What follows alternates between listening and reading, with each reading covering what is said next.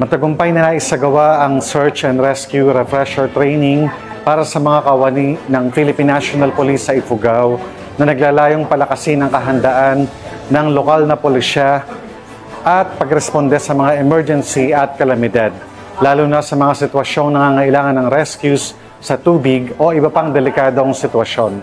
Police Master Sergeant Ermelinda Cacleong, ibalita mo.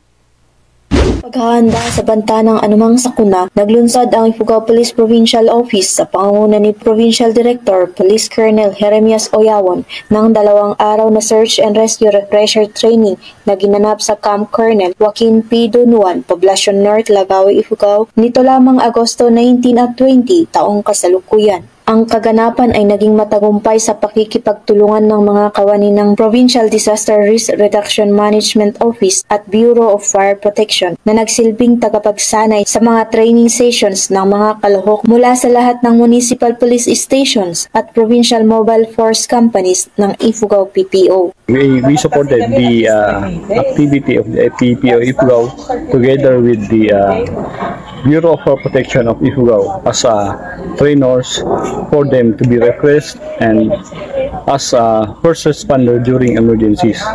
So yan po yung mga tinuro namin, hindi lang po mga yan, kasali po yung kasi kahapon tinuro namin yung CPR sa infant and adult.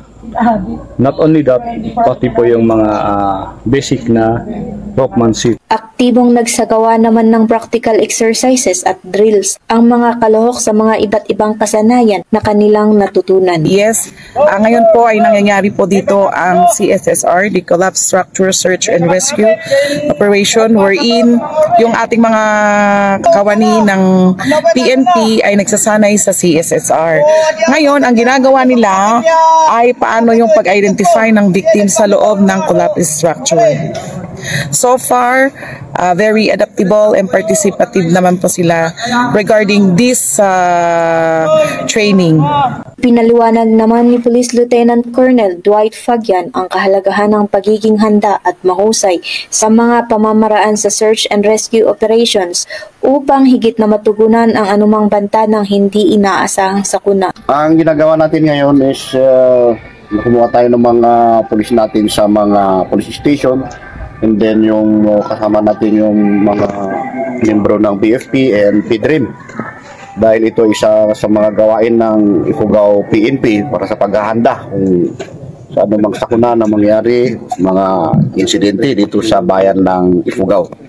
So 2 araw lang ito pero makita natin na intensive yung pagsasanay na ito ng representative ng every police station ng Ifugao PPO. Ang aktibidad ay patunay sa matatag na ugnayan ng 3 ahensya ng gobyerno na siyang nangunguna sa pamamahala sa mga insidente sa panahon ng krisis at sakuna. Mula dito sa Ifugao, ako ang inyong PNN correspondent, Police Master Sergeant Ermelinda Cacleong, alagad ng batas, tagataguyod ng Balitang Pulis. Maraming salamat, Police Master Sergeant Ermelinda Cacleong.